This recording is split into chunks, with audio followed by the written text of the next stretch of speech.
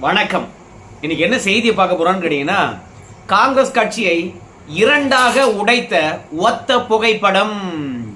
2 நாளாவே இந்தியா முழுவதும் காங்கிரஸ் கட்சி இரண்டாக பிளவுபட்டிருப்பதை அக்கு வேற ஆணி வேற பிரித்து மேய்ந்து கொண்டிருக்கின்றார்கள் சமூக வலைதளங்களும் மற்றும் நார்த் இந்தியா ஊடகமும். ஆனா தமிழகத்துல அதை பற்றியான பேச்சே இருக்காது. சரி, எந்த புகைப்படத்தினால் காங்கிரஸ் கட்சி இரண்டாக உடைந்தது, அது தொடர்பாக காங்கிரஸ் கட்சிக்காரங்க என்ன சொல்றாங்க, பாஜக என்ன சொல்லுது அப்படின்ற விஷயத்தையும் சேர்த்தே பார்க்க போறோம். அதுக்கு முன்பாக நீங்க என்ன பண்ணணும், நமக்கு சப்போர்ட் பண்ணணும். அதனால சப்ஸ்கிரைப் பண்ணிக்கங்க, கூடவே அந்த பெல் பட்டன் இருக்கும் அதையும் அழுத்தி விடுங்க. நான் போட்ட வீடியோ உங்களை டக்குன்னு சேரும். முதல்ல இந்த புகைப்படத்தை பாருங்க. இந்த புகைப்படம் உங்களுக்கு எல்லாம் பழக்கப்பட்டதுதான். பல முறை பிஜேபி காரங்க தங்களுடைய சமூக வலைத்தளத்துல பெருமைப்பட பகிர்ந்து கொண்டிருக்கின்றார்கள். ஏன்னா நரேந்திர மோடி அவர்களை பொறுத்த வரைக்கும் அத்வானியினுடைய காலடியில உட்கார்ந்து இருக்கிறார். அத்வானி யாரு? பாஜக கட்சியை உருவாக்கணவர்ல முதன்மையானவர் அவரு. சோ கட்சியை உருவாக்குறது மட்டும் இல்ல, கட்சியை வளர்த்தவரும் அவரு தான். பல மாநிலங்கள்ல ஆட்சியை பிடிக்க காரணமா இருந்தவரும் அவருதான். வாஜ்பாய் பிரதமர் ஆவதற்கு வாஜ்பாயை முன்னிறுத்தி பிரச்சாரம் செய்தவரும் அவருதான்.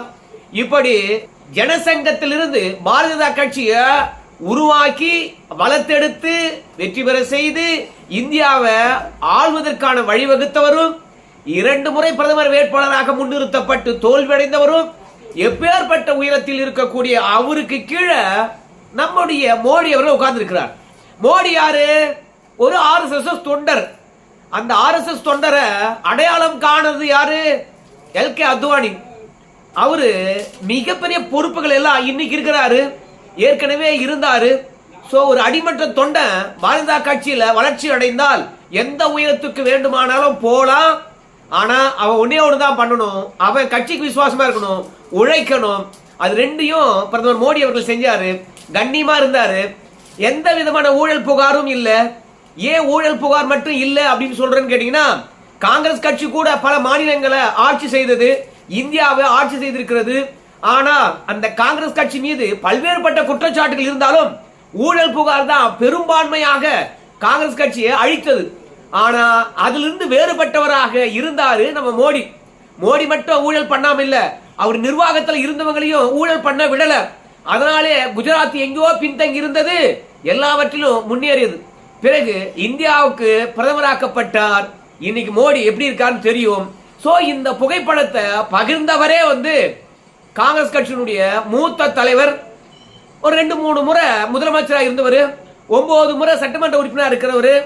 இப்போ பாத்தீங்கன்னா மாநிலங்களவை உறுப்பினராக இருக்கிறார். சோ காங்கிரஸ் கட்சியில தவிர்க்க முடியாதவராக இருக்கக்கூடியவர் திக் விஜய் சிங்.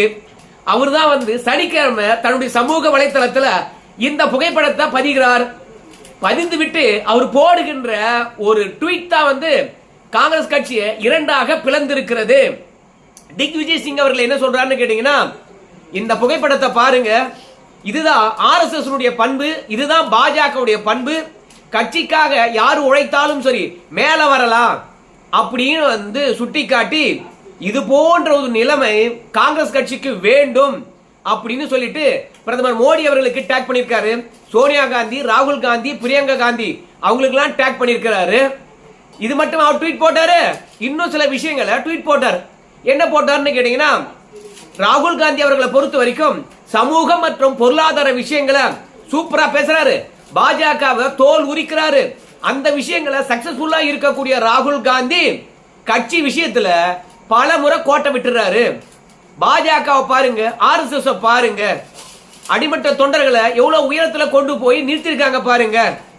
இவங்க உழைச்சாங்க, ஆனா தலைமை பதவியில இருக்கிறவங்க எல்லாம் உழைச்சவங்களுக்கு வழி விட்டுட்டு அவங்க விலகி சென்று விட்டார்கள். அப்படி விலகி செல்லவில்லை என்றால் ஆர்எஸ்எஸும் பாஜகவும் எவன் உழைச்சவனுக்கு தடையா இருக்கிறானோ அவனை தூக்கி எறிகின்றார்கள். உழைத்தவன் மட்டுமே மேல வரான்.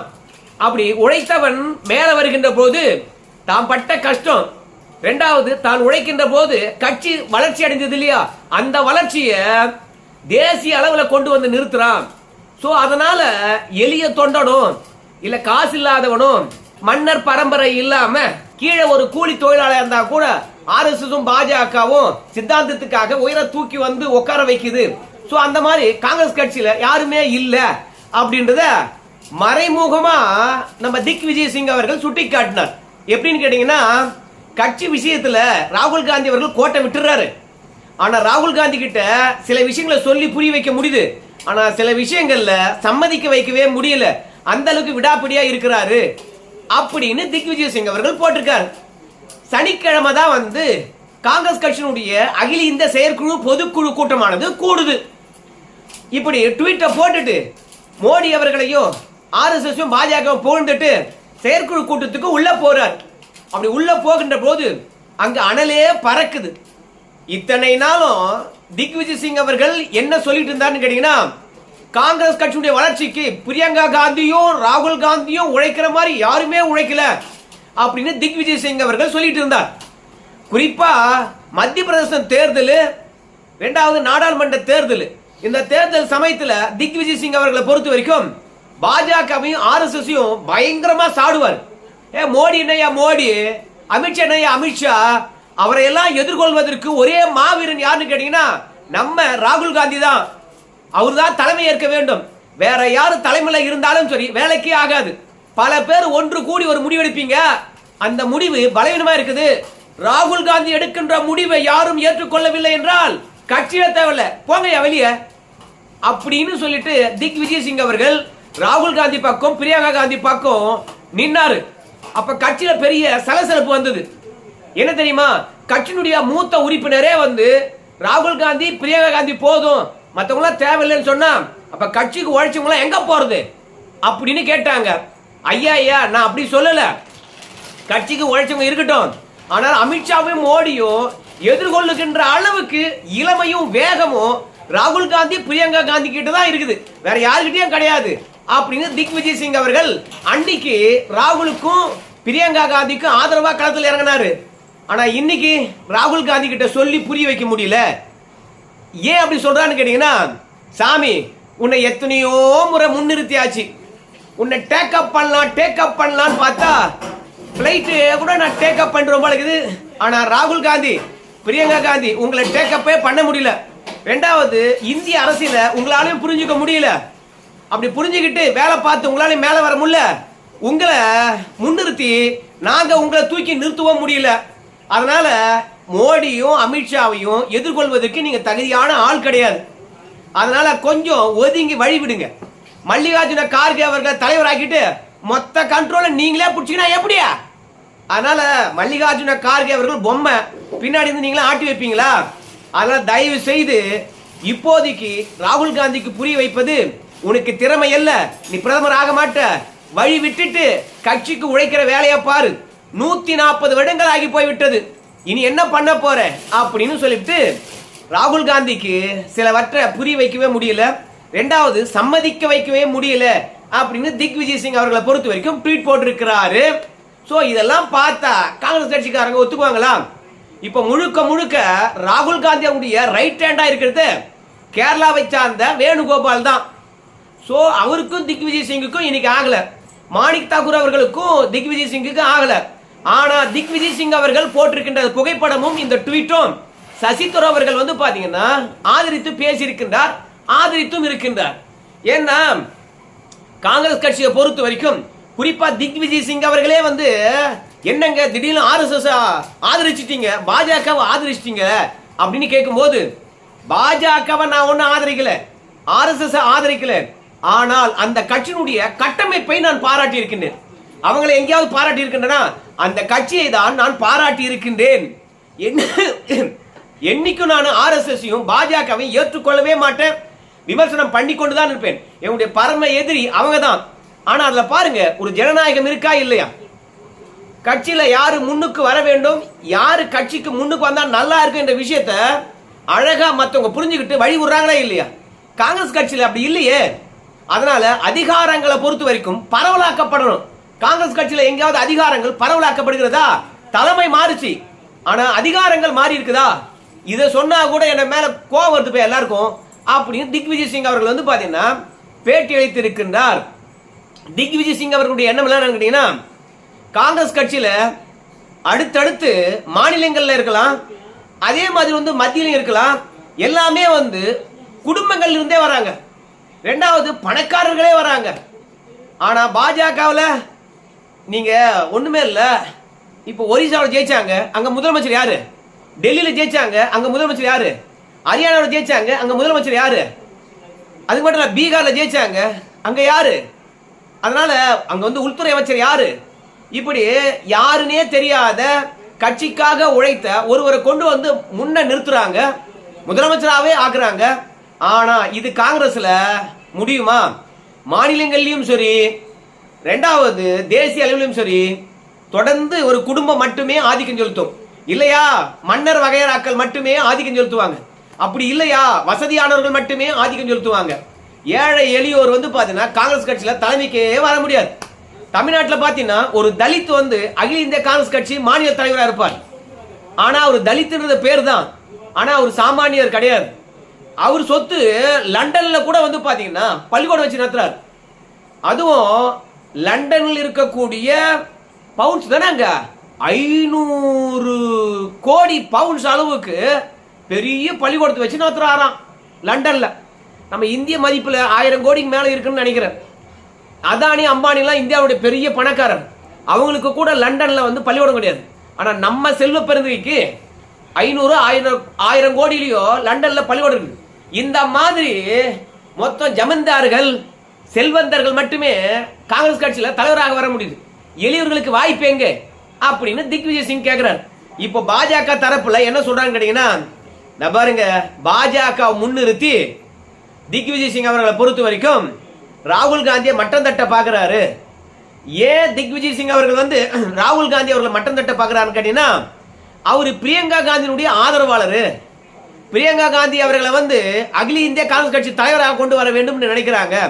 அதனால பிரியங்கா காந்தியுடைய ஆதரவாளர்கள் ராகுல் காந்தியை போட்டு மொத்துறாங்க. ராகுல் காந்திக்கு திறமையே கிடையாது. எத்தனை ஆண்டு காலம் நம்ம பார்த்துட்டு பிறகும் மீண்டும் அவரை தலைவராக வச்சுக்கணும், அவர் சொல்படி தான் கேட்கணுமா அப்படின்னு சொல்லிட்டு திக்விஜய் சிங் அவர்கள் பிரியங்கா காந்தியுடைய ஆளு. பிரியங்கா காந்தி என்ன சொல்றாங்களோ அதைத்தான் செய்வார். அதைத்தான் வந்து பாத்தீங்கன்னா பாஜகவினுடைய கடந்த கால புகைப்படங்களை போட்டு இன்னைக்கு ராகுல் காந்தி சுகம் இல்லை என்ற விஷயத்த சொல்றாங்க. அது முழுக்க முழுக்க உட்கட்சி பிரச்சனை. பிரியங்காவா ராகுலா அப்படி ஒரு போட்டியா இருக்கலாம். அதனால பாஜகவை மையப்படுத்தி காங்கிரஸ் ரெண்டா உடைஞ்சு போச்சு. இது நம்ம மோடி அவர்களை பொறுத்த வரைக்கும் பீகார் வெற்றி பெற்ற பிறகு போக போக பாருங்க காங்கிரஸ் ரெண்டா உடையும் அப்படின்னு சொன்னாரு. ஆனா அவர் எதை நினைச்சு சொன்னாரோ தெரியல. ஆனால் பிரியங்கா மூலமாகவே வந்து திக்விஜய் சிங் அவர்களை களத்துல இறக்கி மோடி அவர்கள் அத்வானி காலடியில் உட்கார்ந்து இருக்கக்கூடிய ஒத்த புகைப்படத்தை போட்டு காங்கிரஸ் கட்சியை ரெண்டா டமால்னு உடைச்சிருக்காங்க. இன்னைக்கு சமூக வலைதளம் முழுவதும் இதுதான் டிஸ்கஷனே. அது மட்டும் இல்ல, நம்ம அண்ணாமலையை பொறுத்த வரைக்கும் ஊட்டியில பிரச்சாரத்துக்கு போனார். இன்னைக்கு அந்த பிரச்சாரமே பார்க்கும்போது நமக்கு ஒரு வியப்பாக தான் இருந்தது. மும்மூர்த்திகள் வந்து அந்த பிரச்சாரத்தில் கலந்து கொண்டார்கள். யாராரு? எல் முருகன்ஜி, நயினார் நாகேந்திரன், நம்ம அண்ணாமலை, இந்த 3 பேருமே வந்து ஊட்டி பிரச்சாரத்தில் கலந்து கொண்டார்கள். அப்போ அண்ணாமலை சொன்னாரு, யோ இந்த திமுக ஆட்சி என்னத்துக்கையா ஆட்சிக்கு வந்து என்னையா பண்ணிருக்குது, கடனை வாங்கி குவிச்சு வச்சிருக்காங்கய்யா. இந்தியாவிலேயே அதிக கடன் வாங்கின மாநிலம் தமிழ்நாடு தான்யா. கடனை வாங்கி முதலீடு பண்ணியிருந்தா எல்லாருக்கும் வேலை கிடைச்சிருக்கும். ஆனா கடனை வாங்கி கொள்ளடிச்சிட்டாங்க போலுக்குது. அதனால இந்த மாநிலம் வந்து விலைவாசி உயர்வுல தத்தளிக்குது. என்னதான் 1000 ரூபாய் கொடுத்தா கூட அது ஒரு நாள் செலவுக்கு பத்தல. மொத்த நாட்டையும் க்ளோஸ் பண்ணிட்டாங்க.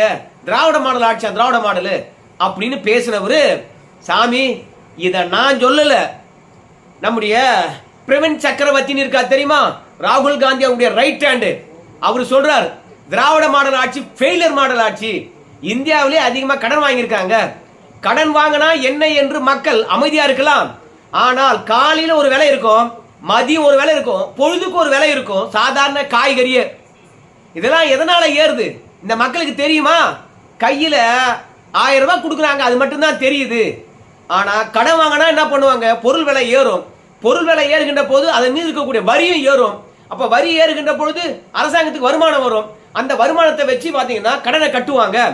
இந்த வருஷம் மட்டும் 60,000 கோடி வட்டி கட்டியிருக்காங்க.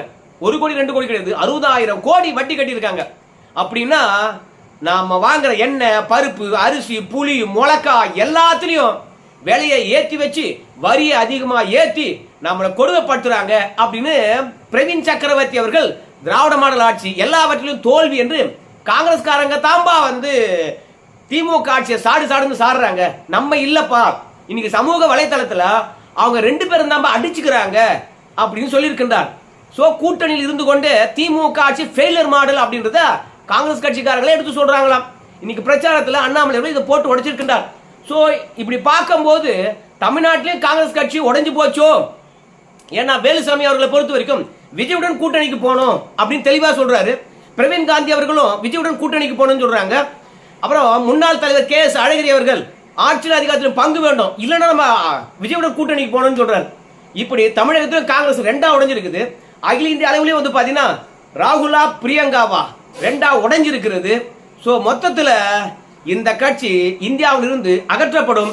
இன்னைக்கு தாயா அந்த கட்சி தொடங்கி 140வது ஆண்டு தொடக்க விழா கொண்டாடினாங்க. ஆனா இந்த நாள்ல அந்த கட்சி படுகின்ற அல்லோல கொல்லோலோ, அது படுகின்ற அவமானம், அது படுகின்ற வேதனை நம்மளாலே தாங்க முடியல அப்படின்னு சொல்லிட்டு இவற்றுக்கெல்லாம் காரணம் ராகுலை தாண்டி வேற யாரு அப்படின்னு அண்ணாமலை அவர் கழுவி ஊத்திருக்கிறாரு.